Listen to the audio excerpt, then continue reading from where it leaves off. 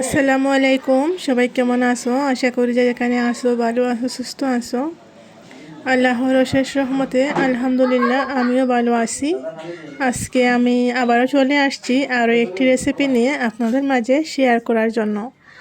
আজকের রেসিপিটা হচ্ছে আমি 1 পিস গরুর মাংস দিয়ে পুরা পরিবারের সবাই খেতে পারবে এমন একটা রেসিপি শেয়ার করব আপনাদের সাথে। তো এখানে দেখতে পারতেছেন পেঁয়াজ, তারপর গরুর মাংস, তারপর কাঁচামরিচ, শুকনা মরিচ আর একটা টমেটো। তো সব কিছু কেটে নিয়ে আসি।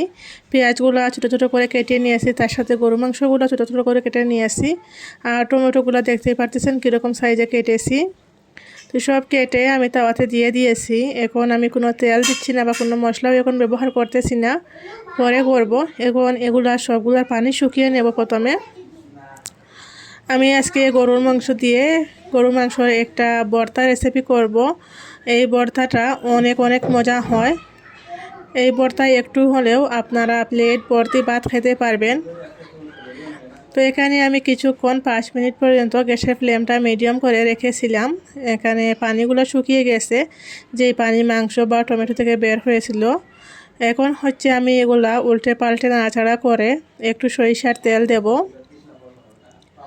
তো এখানে আমি পরিমাণ মতো সরিষার তেল দিয়ে দিয়েছি, দিয়ে আবারও নাড়াচাড়া করে নেব, নিয়ে ঢাকনা দিয়ে রেখে রেখে দেব। আর এটা হচ্ছে আমি গ্যাসের ফ্লেমটা মিডিয়াম রেখেই করেছি, যাতে পড়ে না যায় সেটা লক্ষ্য রেখে। এই যে উল্টা পাল্টা দিচ্ছি ভালো করে, আর পেঁয়াজগুলো একেবারে নরম হয়ে গিয়েছে। এখন আবারও ঢাকনা দিয়ে রেখে রেখে দেব।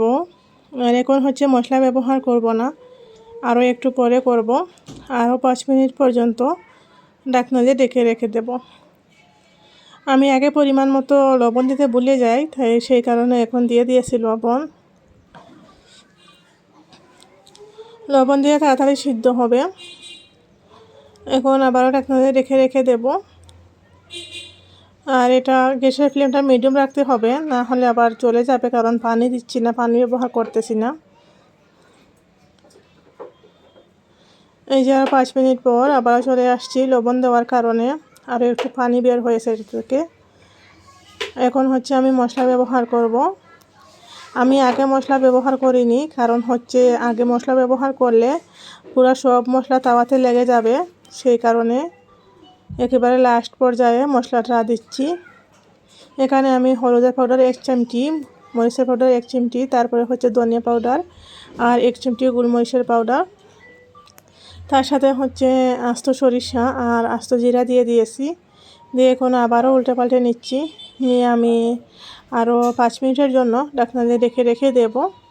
এখন পর্যন্ত যারা আমার ভিডিওটা দেখতে আসো, যদি একটা লাইক দিতে ভুলে যাও তাহলে একটা লাইক দিয়ে দিও। আর আমার চ্যানেলে নতুন হলে চ্যানেলটাকে সাবস্ক্রাইব করে নোটিফিকেশন অন করে দিও, যাতে আমি ভিডিও ছাড়ার সাথে সাথে আপনাদের কাছে পৌঁছে যায় আর আপনারা সময় সুযোগ করে দেখতে পারেন।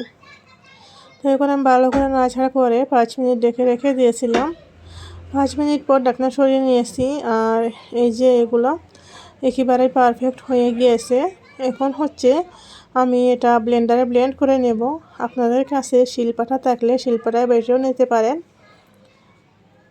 টমেটো দেওয়ার কারণে এই ভর্তার টেস্ট যে এতটা মজা হয়েছিল কি বলবো। অনেকেই হয়তো বানান বিনা টমেটো দিয়ে, কিন্তু একবার এইভাবে টমেটো দিয়ে ভর্তাটা করে দেখবেন, অনেক মজা লাগে খেতে।